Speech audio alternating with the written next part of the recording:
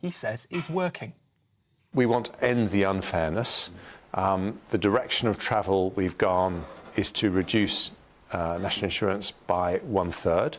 The fact that Labour are opposing this today is really because Labour don't have any plans to reduce taxation. It just sort of makes my point for me. Their plan is basically that tax should remain at its current levels. We say we don't have to accept the status quo. If you make difficult decisions, if you stick to our plan for the economy that's seen inflation falling and growth starting to rise, we can bring down the tax burden. Well, Sir Keir Starmer says that the Conservatives are giving with one hand and taking with the other. And he said that unlike the government, Labour's policies are fully funded. Contrast that with the government, where yesterday, at the end of the budget, the Chancellor made a staggering £46 billion unfunded commitment to abolish national insurance. That's bigger than Liz Truss's commitment, so they've learned absolutely nothing. We need change. It's time for change. Well, I just want to bring you some breaking news that we're getting from Kyiv tonight, that the Defence Secretary has announced a further £125 million of British military support to Ukraine in a major move against Putin's invasion. Our Home and Security Editor, Mark White, joins us live now for more on that. Mark, thanks for being with us tonight. What does this latest announcement from Grant Shapps mean for Ukraine?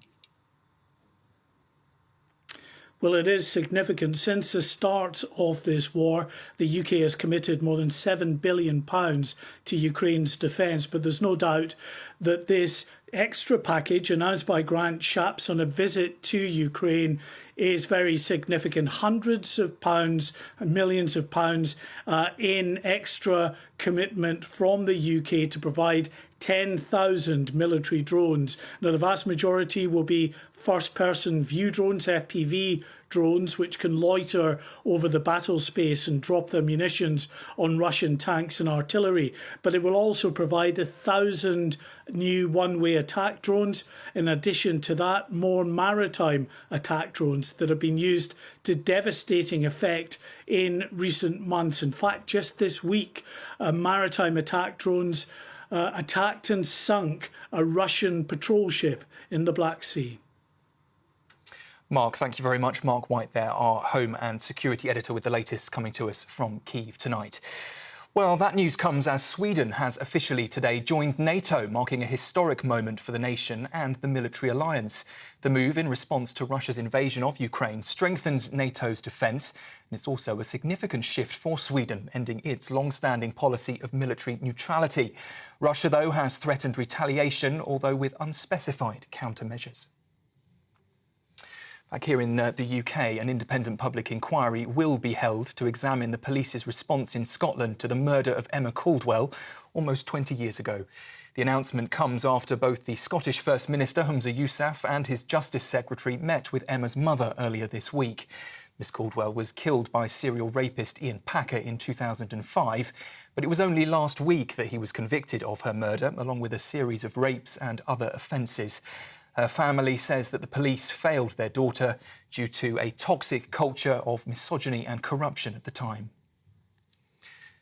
Christian Horner's accuser has been suspended following Red Bull's investigation into an alleged inappropriate behaviour. The Formula One team's principal was allowed to remain in his role after Red Bull's parent company, GmbH, dismissed the accusations that were made against him. We understand that the female member of staff has now been suspended as a result of that inquiry. And to the United States, where President Joe Biden is preparing to deliver his State of the Union speech later this evening. He's expected to use his fourth address to present a sharp distinction between his style of leadership and that of his likely opponent, Donald Trump. Touting a strong economic performance, he'll also look to allay voters' concerns about his age, despite being just 4 years older than Mr. Trump. And finally, tails are wagging in Birmingham today as the world's biggest dog show returns. Canines in colourful coats and scarves, even in leg warmers, have descended on the city for this year's Crufts. A selection of agility and jumping tasks are on the agenda for the first day of the show, as well as a music competition, obedience challenges and a West Midlands police dog display. Those are the headlines. For more, you can sign up to GB News Alerts. Just scan the QR code there on your screen, or if you're listening on radio, go to gbnews.com/alerts.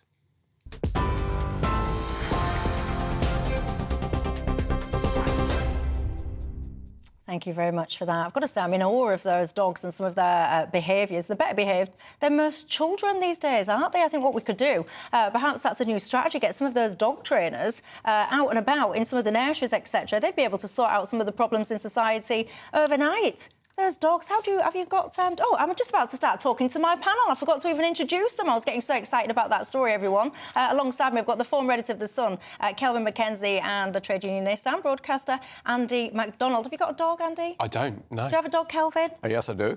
Is it as well behaved as some of those ones at Crofts? No, but the interesting thing, apart from the dramatic news of the 10,000 military drones going to Ukraine, is the thing that really attracts you to the news is when you see dogs on there. Well, I've got to say, it did really prick my ears up then. And some of the way that I just think some of the way they groomed these dogs, the behaviour, they are just so obedient. I think I've cracked it, you know. Get these dog trainers into some of the schools of Britain. They'd sort them right out, wouldn't they? I want to talk about the schools of Britain a little bit later on in the programme. So many kids, you know, they're not attending schools. What do you do about it? One headmaster, he's decided to go around the houses and make sure that everything's well, which is right and good, isn't it? Apparently, no, it's not. Apparently, it's all snooping. Strange world we live in these days, isn't it? Anyway, I want your thoughts on all of that. And thank you, by the way, to everyone who came to Whitehaven last night. Very much enjoyed that programme. It was a very lively audience, wasn't it? But we're back in a more calm environment tonight, back in the studio. And you know the drill, don't you? It's not just about us three here. It's very much about you guys at home as well. What's on your mind tonight? gbviews@gbnews.com is how you get hold of me, or you can tweet or X me at GBNews. And yes, I know it's not called Twitter anymore. I've had £1 for everyone that gets in touch saying, can you tell Michelle to educate herself? It's not called Twitter. I know that. It just sounds better, doesn't it? Anyway, you know the drill. Get in touch. Your thoughts are very welcome on the programme tonight. But I want to cast your mind back to yesterday. Of course, it was indeed the budget. Many people's eyebrows were raised, though, by the opening statement of the Chancellor. Let's remind ourselves about what that was about. As we mourn the tragic loss of life in Israel and Gaza, the Prime Minister reminded us last week of the need to fight extremism and heal divisions. So I start today by remembering the Muslims who died in 2 world wars in the service of freedom and democracy. We need a memorial to honour them. I've decided to allocate £1 million towards the cost of building one. Whatever your faith or colour or class, this country will never forget the sacrifices made for our future. Well, our political editor, Christopher Hope, today interviewed the Chancellor of the Exchequer and asked him about a variety of things, but of course touched on the opening sentiment. Let's have a listen. I think it is important to recognise the contribution of 170,000 Muslims who died defending our freedoms. We have already, as a government, supported a memorial to Sikh soldiers who died. We supported a memorial to Black and African soldiers who died in Windrush Square in Brixton, and a very good proposal. I also, by the way, remembered the sufferings and worries of people of the Jewish faith in my autumn statement. So a very good proposal was made to me by Sajid Javid, who is a colleague and a friend, and I decided that had merit. I've got to tell you as well, there's been a big reaction to that announcement. You know, very different opinions and quite strong opinions on both sides. I'm pleased now to be joined down the line by Naveed Ashkar, the Deputy Chair of the Conservative Muslim Forum. Good evening to you. What does this memorial mean to you? Good evening, Michelle.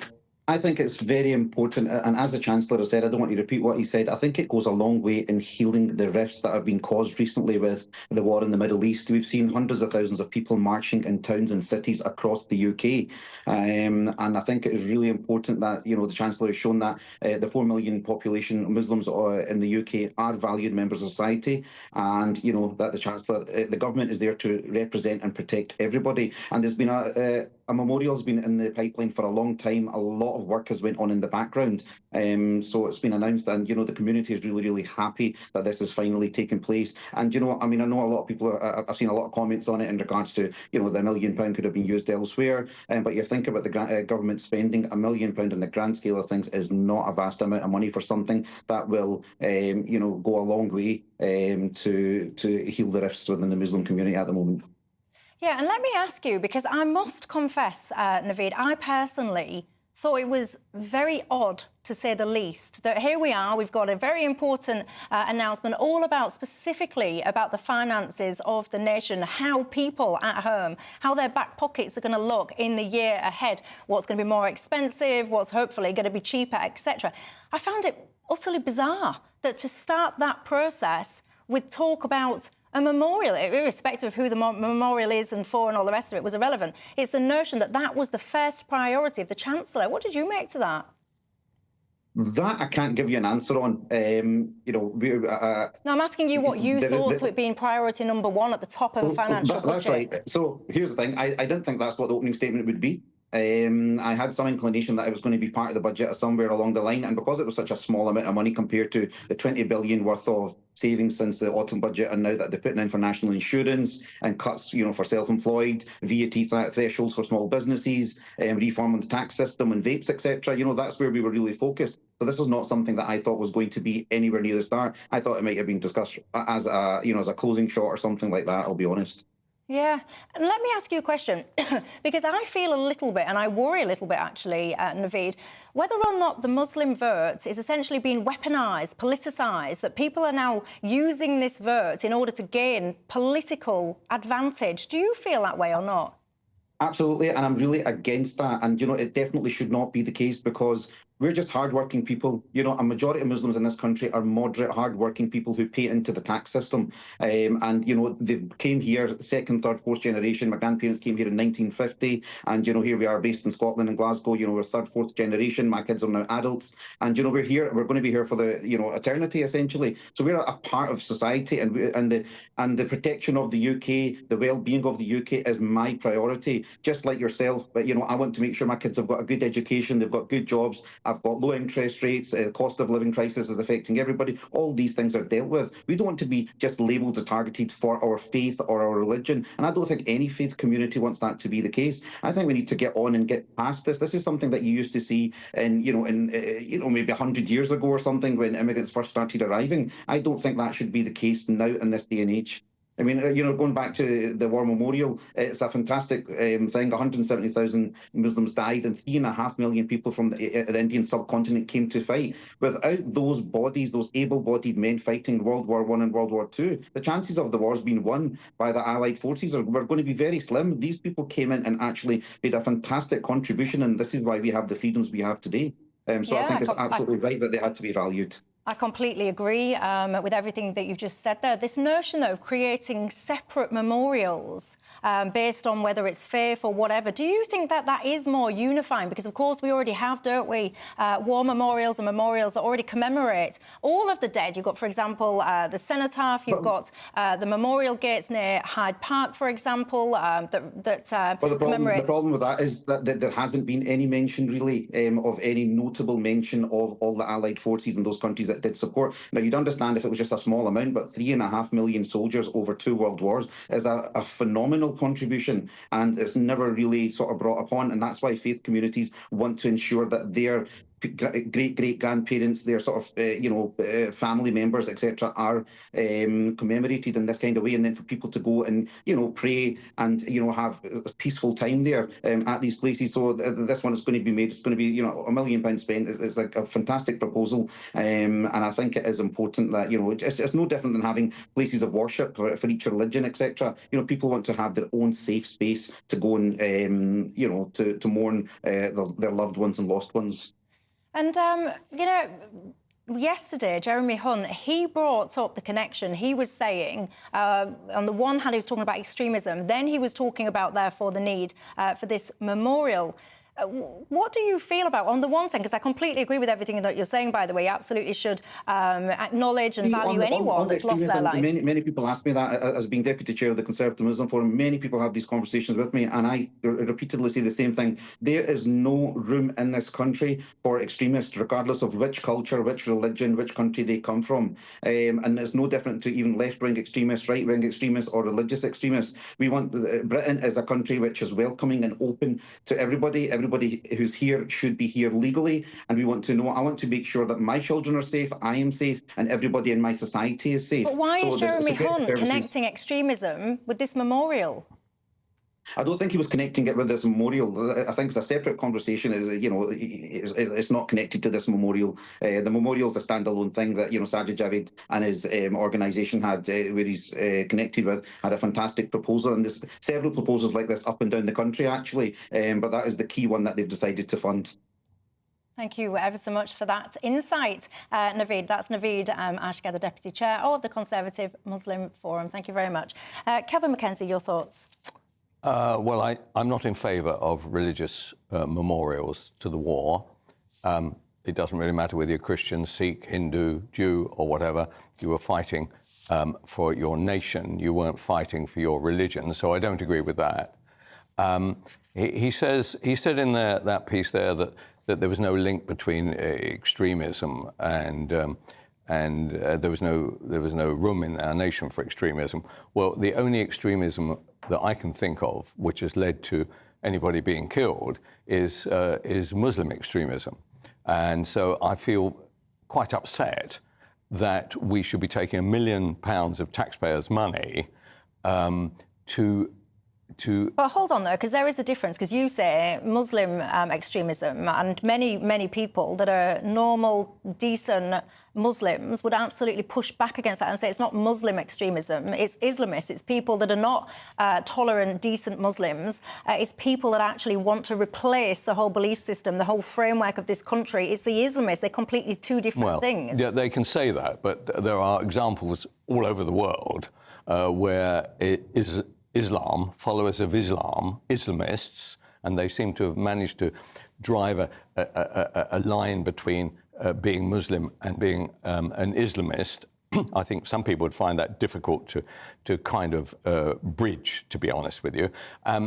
So look, at the end of it all, I am not in favour of and the Holocaust argument is completely wrong. The Holocaust, right? What we're doing there is we're celebrating the fact that we feel so upset about what happened to one complete religion, and this happens all over the world. So this is happening in Berlin, it's happening everywhere. So I do not like the idea of conflating those two particular arguments. Yeah, I've got to say, there are a variety of dedicated memorials. There's a Sikh one, a World War I Sikh memorial. There's a Jewish memorial. There's an African and Caribbean War memorial. So there are already quite a few separate different memorials. Also, as well, I do have to say, there'll be a lot of people shouting at the screen, things like, there's a lot of different groups, actually, that have committed terrorism. People will be shouting about places like people like the IRA, for example. Andy, what do you make of it all?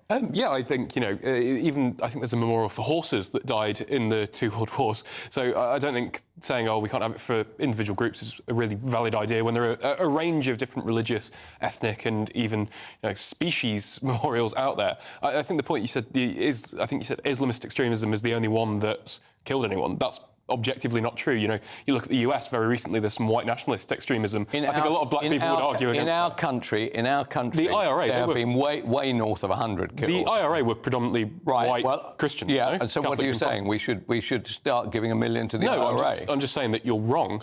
No, I am saying... Islamist extremism isn't the only extremism that kills people. Extremism, well, the IRA... Yeah, exactly. So you concede that point, then, actually. It's not... That's wrong. What you said, because you just said Muslim extremism is the only force, basically... But it's the only... in this discussion, it's the only one... You're not suggesting we should have a memorial to the IRA, are you? No. Oh, right. Well, there we are, then. Well, then that was my argument. Yeah. I do want to just reiterate, though, because many peaceful, decent Muslims, I know... some of you, and also I know people will be watching you that absolutely fit into that category, and you will passionately push back on the notion that actually celebrating people that lost their lives, that gave their lives for our freedom, is in any way, shape or form linked to But why should they be defined by religion, Michelle? Why should surely it is a collective. The religion is a separate issue. This is a national campaign against some country, fighting for some country. We are all in it together. We don't need to also be divided on the basis of whatever religion we're... So did you object to the Sikh one as well? I would have done had I known about it. I've only known about it recently. Yeah, but also I must say that people's religious identity, whatever that is, whether it's Christian, Jewish, Muslim, whatever, I mean, I must confess I'm not massively religious, but I know many people that are. That is a huge part, a proud part, actually, of who you are. The conversation, I'm sure, will continue, and I want to bring you guys into it at home as well. What are your thoughts on all of that? GBviews at gbnews.com. I've got a lot that I want to talk to you about before the programme finishes. I want to talk to you about train stations. Over in New York, they've now started putting armed guards on the trains there. Some people suggesting, given the rate of violence and abuse towards staff here, we should follow suit. Really? Your thoughts on that?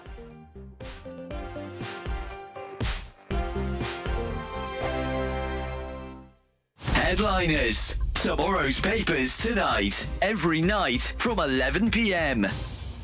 Mail on Sunday, and the University of Buckingham is calling out wokery at the University of Cambridge. So I guess the culture wars must be almost over then, Josh. Almost, yeah. Cambridge University discriminating against rich, white, privileged, privately educated men, claims... The worst which kind. is, basically me, claims Vice-Chancellor of rival institution, which is launching a degree course on the rise of woke culture. Now, I 100% agree with this.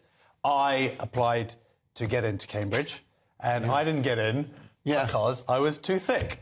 Oh, wow, so it wasn't the DEI mafia? No, unfortunately, it was pre-DEI. So it's like a double insult now. Were you one of those guys who was like had a B, a B average? You know, you look like you should be an A because you act like an A. I act like an A. You act I've like got an glasses. A. Yeah, they're fake. I don't even have to. They don't even have lenses in them. Lewis, do you think that this is a little bit cynical? Because I looked up this University of Buckingham, and they opened in 1973, and their tagline on the internet is the home of the two-year degree. They're trying to bring down Cambridge University with this. Well, why not pick the biggest? I mean, that's why we should. We should be attacking the BBC 24/7 on this thing. I thought we were. We aren't. We don't mention it enough. Listen. What I found shocking about this story is Buckingham is the country's oldest private university, and was founded in 1976.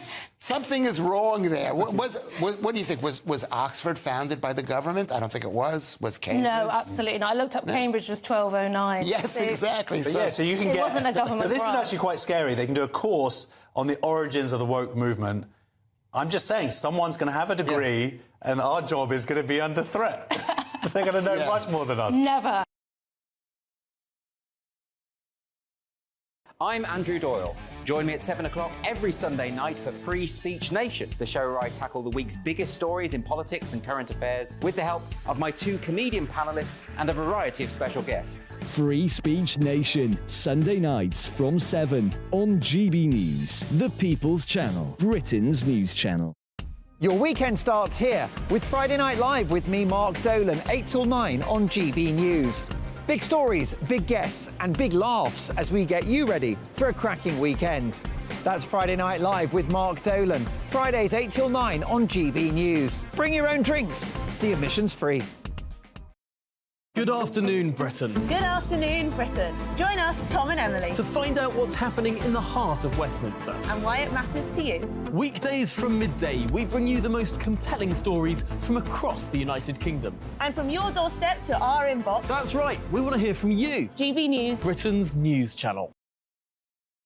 This Sunday on Free Speech Nation with me, Andrew Doyle, I'll be delving into the WPATH files, explosive revelations leaked by whistleblowers that show how the world's top transgender medical experts put a whole generation at risk. I'll be speaking to a range of guests, including journalist Michael Schellenberger, best-selling author Helen Joyce, leading physician Dr. Kerry Mendoza, psychotherapist Stella O'Malley, and many more. Find out about one of the biggest medical scandals of the century in Free Speech Nation this Sunday at 7 p.m. on GB News.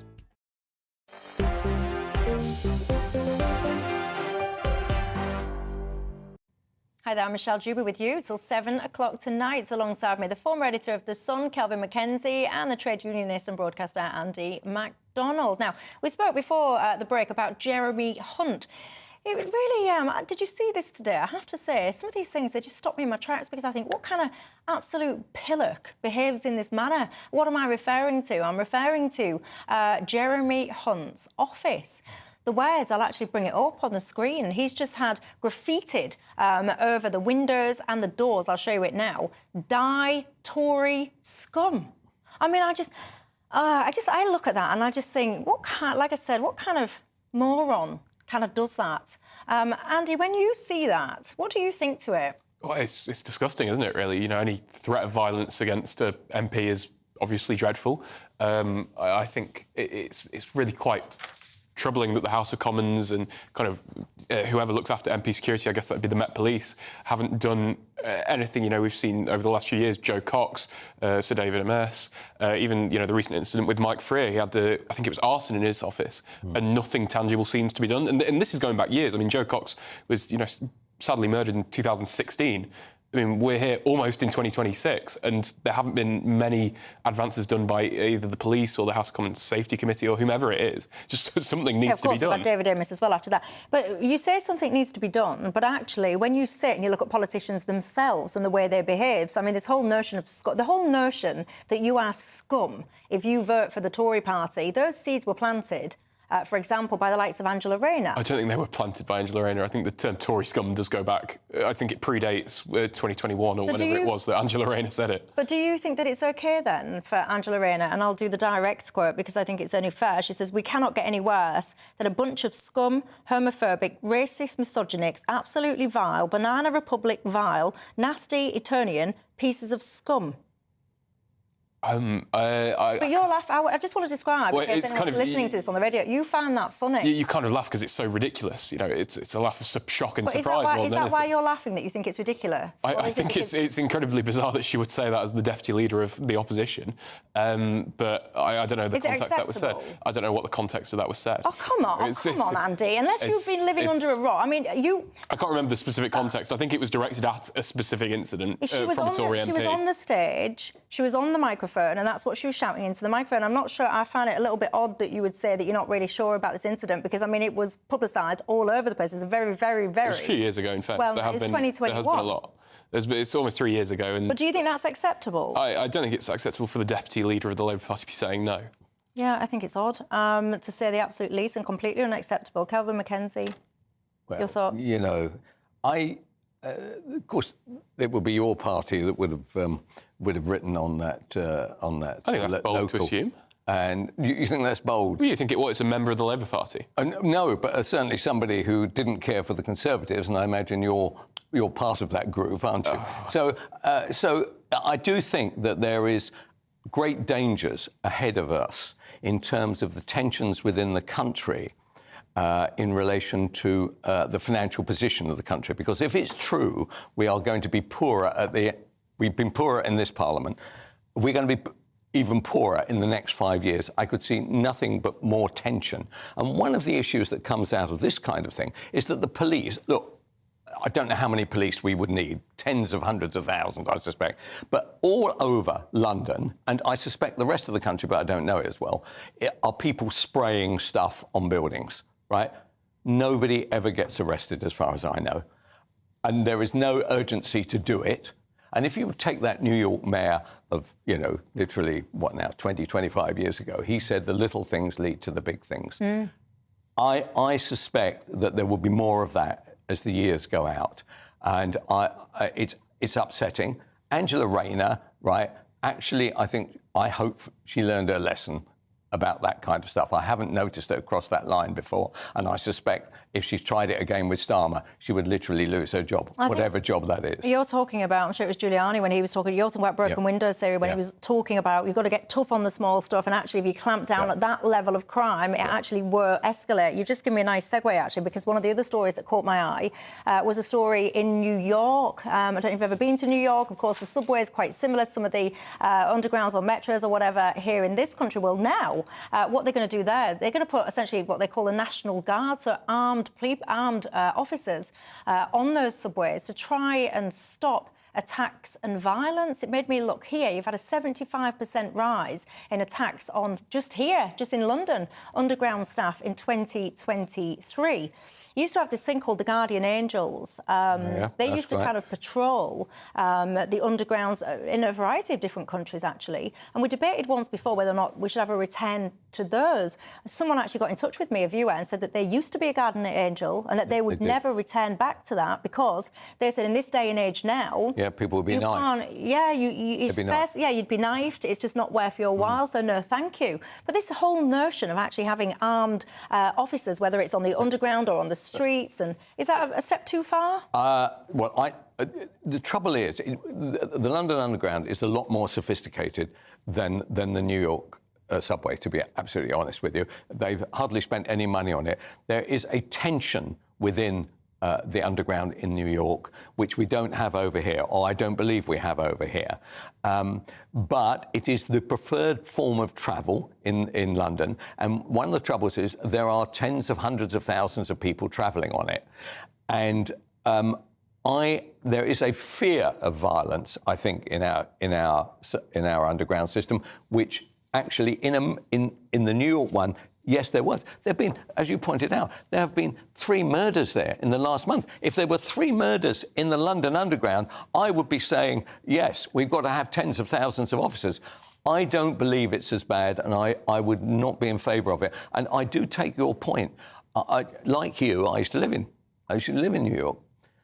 And that subway there, do you know what they did there? They used to pour petrol into where the ticket collector was, who'd be locked in, and then they'd throw a match in there, and people would literally burn alive. What's the matter with people? So that's what you're dealing with. There are aspects of New York City which are very, very dangerous, and London, thank God for it, is not as bad. Andy? I have to apologise to my trade union colleagues because I have to say I agree with Kelvin McKenzie. I don't think it's the same as New York.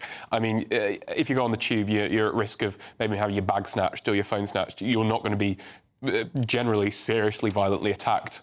This week there have already been 3 violent incidents last week, 3 murders last month. I mean, the numbers just aren't even remotely the same. I can't remember the last time anyone had a serious violent incident on the tube. You know, the stations, that's a different question.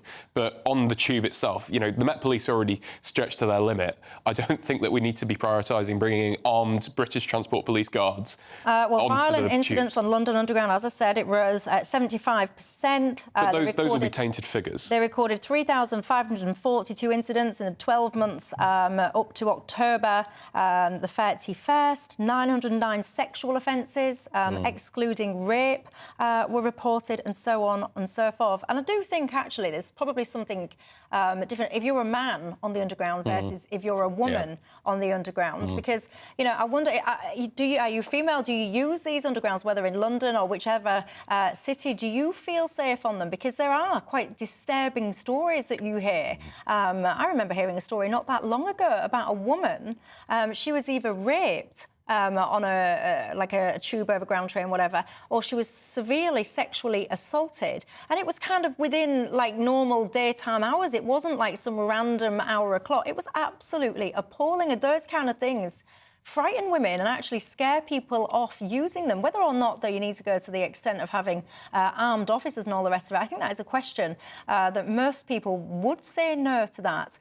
The flip side of that, though, Andy, would be it'd make people feel a damn sight safer, perhaps knowing that those people were around and about. Oh, yeah, yes, but I guess that obviously if you have policemen with guns, it's obviously going to make people safer, but it's also quite an intimidating thing.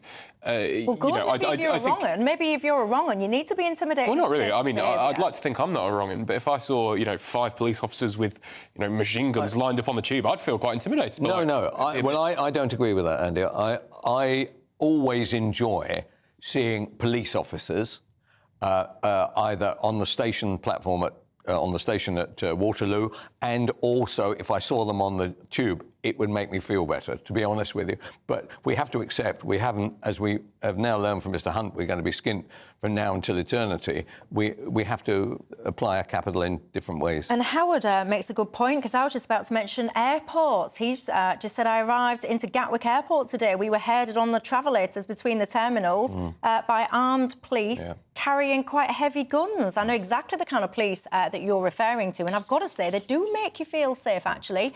If you're someone intent on causing harm and doing stuff you shouldn't be doing, whatever your intentions and motivations are, you are surely going to be forced into thinking twice, aren't you, if you see someone stood there with a couple of those things attached to them. Tell me your thoughts on that. gbviews@gbnews.com is how you get a hold of me tonight. I've got a lot coming up. I also want to ask you next about whether or not, if kids don't go to schools, what do we do about this? Do we send teachers or truancy officers to their house and find out what's going on? Or in this day and age, is that a little bit step too far? Nanny state gone mad? Your thoughts, and I'll see you in 2.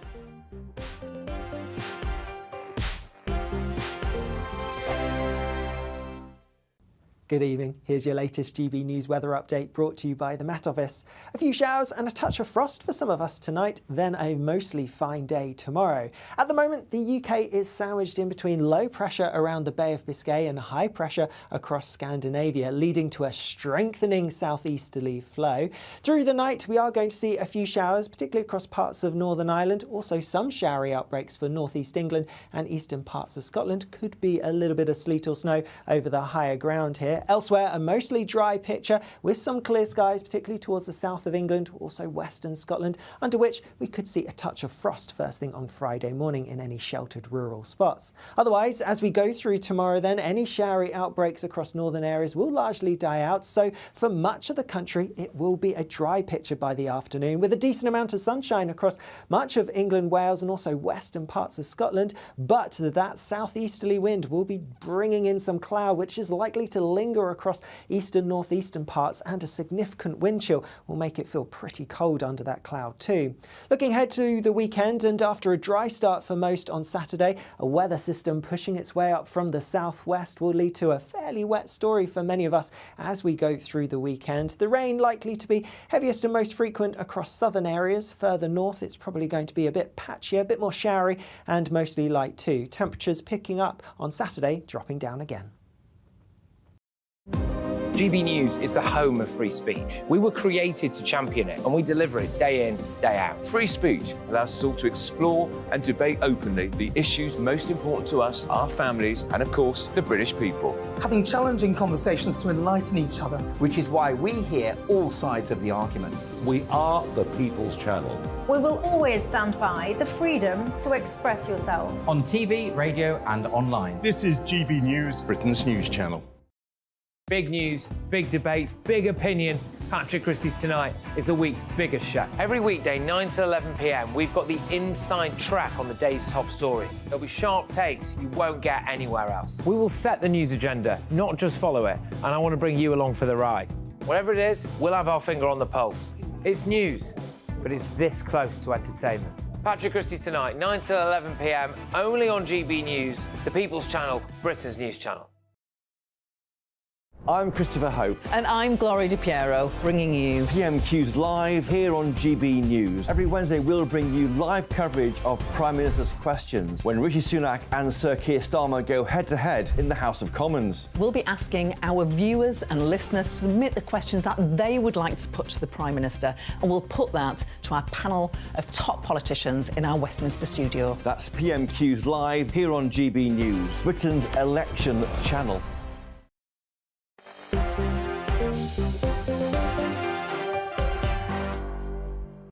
Hi there, Michelle Dewberry with you till 7, alongside me, Kelvin McKenzie and Andy MacDonald remain. Let's talk what I would call twagging. I find it so odd, this whole truancy notion. I regard it as twagging, but whatever you call it, we've got a problem now, haven't we, with so many schools that have got kids that just don't go to school for whatever reason. This isn't a new thing, but it seems to certainly be getting worse. Well, what do you do about it then? There is a school now that's the headmaster there has been in trouble because he's basically been going around and sending teachers around to look look at, well, where have these kids gone? So are the cars on the, not the kids' cars, but are the parents' cars on the drive? Are the bins empty? Is there heating on? Is there steam coming out or whatever? Whatever he's saying, we're just trying to check up on the kids' welfare. Why are they not in school? He's had a bit of a backlash, though. I mean, nothing surprises me in this day and age, but he's had a backlash, Kelvin, from people saying this is overstepping the mark, this is snooping, this is kind of state control gone mad and all the rest of it. Where are you? Right, well, first of all, congratulations to the head teacher. It's quite a big school. It's an academy. And these by the way, this is parent-led. So this is parent-led because they say that their holidays are cheaper. Right, so they've got to the point, they get their phones out, right, and they change the number on it, and it says doctor's surgery, right, and then they call the school secretary, and say, Tommy won't be in today. I'm calling you for he's been signed off for 7 days. Actually, the whole thing's a complete racket. What? Right? So, yeah. What? So the parent changes their phone number? This is parent-led because it's so much cheaper, and they're prepared to take the fine. They're prepared to take the fine because the fine for not turning up to school is less than the amount that they would have to pay if they went on the holiday during the school holidays. It's a total racket. And so it is parents who are fundamentally to blame on this particular case. And I admire the teacher. Now, what about this? Now, this is to your lot, Andy. So the National Education Union, what do they say? They say, oh, this is inappropriate and it'll break down the relationship between teachers and pupils. Come on. Well, you don't believe that, do you? I think, you know, David Scales, that's the head teacher's name, he needs to get a bit of a grip. You know, his school was rated inadequate last year, you know, only in 2023. And to get rated inadequate by Ofsted, you know, you've got to be doing something wrong. You know, something really, really wrong. So I'd probably say these kids are better off on holiday than they would be in an adequate academy. Oh, you know, it's just ridiculous. Okay, this guy, right, he's crossed the line there, He's sending off these teachers, you know. We've got an employment crisis in the teaching industry. Not enough teachers. They're all leaving the profession. And he's sending the few teachers that he's got in an inadequate school to go and check the bins and, you know, check if the boiler lights on. So what would you do, Andy? You're the head teacher, right? You've left your job at the TUC, right? And you're the head teacher. What would you do? I would probably ensure that my teachers are giving proper lessons. But you know, and ensure the resources are actually being delivered correctly. The reason they won't turn up is because the parents are taking their kids out of school to have cheaper holidays, right? These are a load of thick parents who are going to make their children even thicker by not turning up at school. Hold on. I don't think that there's a link between intelligence and school attendance. You know, I left school early, and I'd like to. Well, I left. You know, we both left school quite early. I had 17 GCSEs and I got 1. So I don't think we're that stupid, and we left school early. People will be watching this, good. And they are. Yeah, good. Yeah, thanks for that. There'll be people, parents or grandparents or whatever, watching this programme, and they have taken their kids out of school deliberately because the extortionate costs of the holidays within school holidays, they are not only eye-watering, they are unaffordable for so many families. So then they sit there and they're not thick, they're completely the opposite. They sit there and they go, do you know what, I'll do my basic maths here. If I take my kid and I take the fine, I'm still saving an absolute small fortune, King's ransom, if I go on holiday this week as opposed to that week. It makes perfect economic They're supposed to be being taught, Michelle. That is the job. And there's the job of the parents to... I quite understand that there are problems in relation to holiday costs. They are not going to be... And by the way, 97% of the parents are doing the right thing. 2 or 3% are going like that to the system, and you have to worry about supposing 100% said that to the system. We much prefer. Do you know what would happen? That holidays during term time would be more expensive than they are during holiday time. Did you just put your finger somewhere you shouldn't have done to my viewers in the camera? No. Good, because if you did, I was going to say I apologise for that, but I'll let you off the hook because apparently he's just saying you didn't. Go on. No, I did, actually. Kelvin, we don't do that, Kelvin. It's I apologise.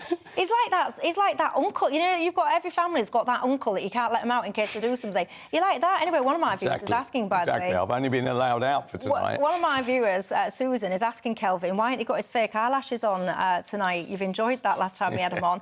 Helen says, Michelle, I'm absolutely fed up of being harassed by teachers anytime my child is not in because of a genuine illness. It's all going too far, she says. What do you make of it all? What about also this obsession that the only way that a kid learns is if it's sat on a desk in school being taught something from a book? What about life experience? Don't you learn stuff when you go on your holidays? Surely you do. Dear, oh dear. He's got his head in his hands now. I've heard it all now. Well, do you know what? When we look where we are in the Global Education League, all that's happening is it's going down about 100 miles an hour, and Singapore would take the complete opposite and going through the roof. Exactly. We want brighter children, and that comes through education and schooling.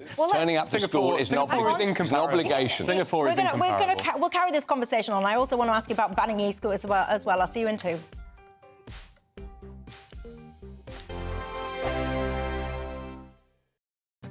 I'm Michelle Dewberry, and this is GB News, Britain's news channel. GB News Breakfast, every day from 6 a.m. Let's talk about the uphill struggle for campaigners as they're ordered to restore the Crooked Pub. This is a lovely story. So this is about this crooked pub. We have a picture of this pub. Yeah, the most crooked pub in... No, we don't have a picture, so let's all use our imaginations. I'll find it. I'm going to tell you it's about here, this pub. Isabel, here it is. The thing, Scarlett, that gets me is that this pub is completely flattened, completely, so nothing exists, not even the conservatory at the back or whatever it is. Awful. I have no idea, Scarlett, how they would rebuild that. I don't know, but they have been ordered to. They flattened it. It was quite, you know, the pub burnt. It was then totally demolished without permission, and now the reason for this was it was blocking. It was an entrance that would have blocked a new housing development or something. it was going to stop people from making money, absolutely. And South Staffordshire Council has ordered the owners to rebuild the pub. And how they're going to rebuild it to make it look crooked, I don't know. But they should never have knocked it down in the first place. It meant something to an awful lot of people in Britain, and particularly the locals. And the locals, this came about because of a campaign. As all the best pubs do. Do you have a favourite pub, Eamon? Yeah, you can have pubs just for character. Yeah, just for character, but more than anything. I mean, I'm not a drinker, so it wouldn't really matter. But when you go to somewhere that has got atmosphere, and exactly, that is the thing. But this is so individual. I just don't know. I'm sure there are no plans of it or how it actually became lopsided or whatever. But we're all saying, well done, and stick that one up your pipe and smoke it. Join me, Camilla Tominey, every Sunday at 9:30 when I'll be interviewing the key players in British politics and taking them to task. This report basically says that he's not fit to stand trial. With an upcoming election looming over Westminster, now is the time for clear, honest answers. I agree. And that's precisely what I'll get. Is he indecisive? Incompetent? That's the Camilla Tominey Show at 9:30 every Sunday on GB News, the People's Channel, Britain's election channel. 2024, a battleground year. The year the nation decides. As the parties gear up their campaigns for the next general election. Who will be left standing when the British people make one of the biggest decisions of their lives? Who will rise? And who will fall? Let's find out together. For every moment, the highs, the lows, the twists and turns. We'll be with you for every step of this journey. In 2024, GB News is Britain's election channel.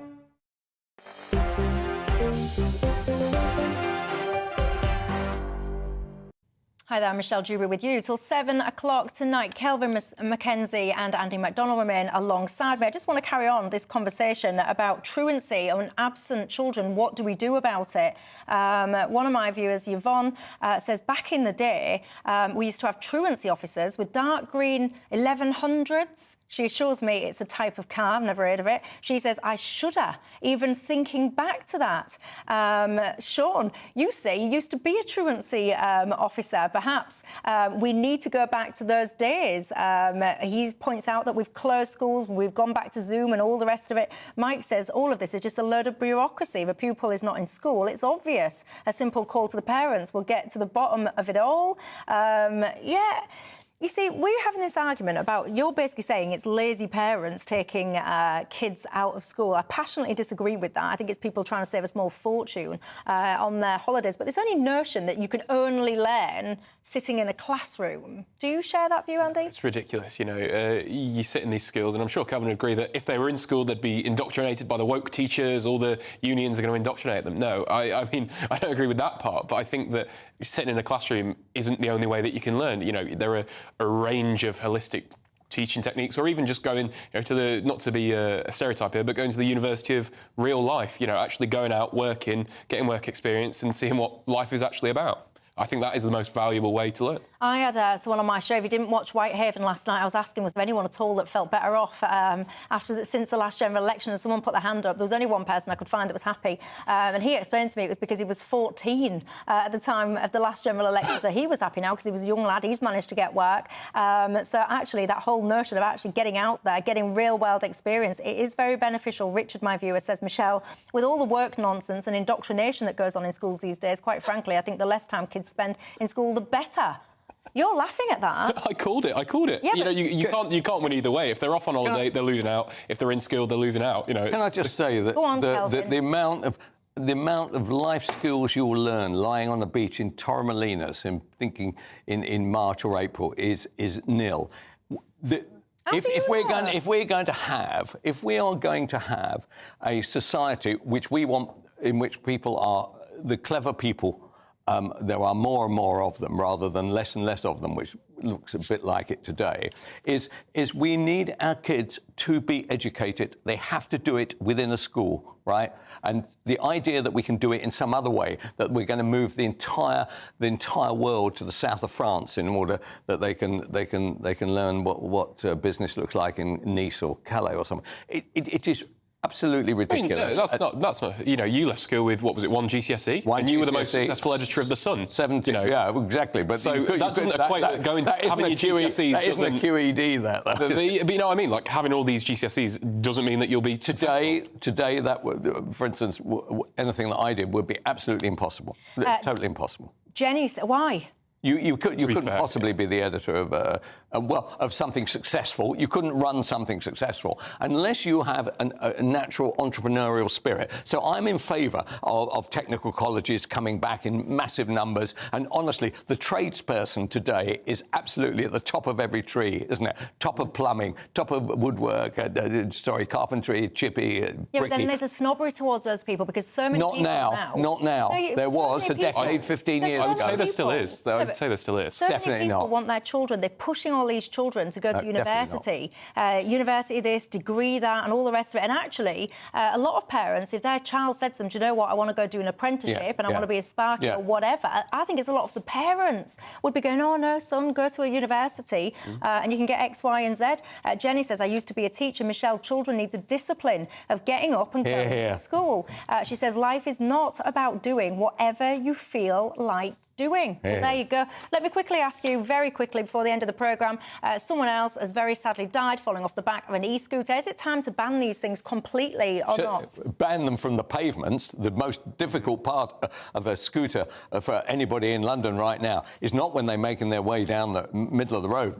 If they want to kill themselves, that's fine. It's that they come onto the pavements. It's an absolute nightmare. And once again, and this is a problem, right, it is something that the police aren't doing anything about. Perhaps we need more police, and it's quite clear we haven't got the money to hire them. Well, these things are not even really legal in so many places. I think you can use them in certain rental zones and all the rest of it, but you shouldn't really be just more broadly out and about on all of the different streets. But anyway, where are you on it, Andy? Oh, funny enough, I used a Lime e-scooter to get here today. In fact, so I'm slightly... I did indeed. I have to say the Lime ones, they're fantastic. You can't Other e-scooters, of course, are available. Look, there you go. Time flies, doesn't it, when you're getting stuck in. That's all I've got time for tonight. I've very much appreciated it, Andy. Thank you. Kelvin, thank you for your insight too. We started off the programme reflecting on the news about those dogs, didn't we? Was it Crofts? Kitty says, Michelle, I will put it simply, dogs over children any day of the week. She says, I can't quite work out whether or not you're talking pure sense there or not. I'll leave it to you guys at home to thrash that one out. That's all from me. But up next is Farage. Don't go anywhere. But good night from me.